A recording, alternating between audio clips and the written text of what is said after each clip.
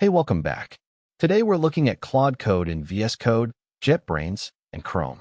By the end, you'll know how to set up each one and when to use which. VS Code. Search for Claude Code in the Extensions panel and install.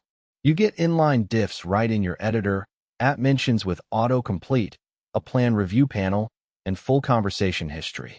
And yes, it works in Cursor too. JetBrains, IntelliJ, PyCharm, WebStorm, they all work. Install the Claude Code plugin from the JetBrains Marketplace. You get interactive diff viewing and selection context sharing. Select code, ask Claude about it, done. Now this is cool.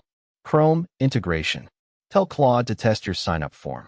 It opens Chrome, fills in the fields, clicks submit, takes a screenshot, and reports the results. All automated. It's in beta, but works great with localhost and live sites. So when do you use what? CLI for scripting, automation, and pipes. Desktop for visual diffs, live preview, and PR monitoring. IDE for inline suggestions and staying in your editor. Pick the one that fits your workflow. And here's the best part. Everything stays in sync. Your Claude.md files, MCP servers, skills, hooks, and settings all work across every surface. Switch between them anytime.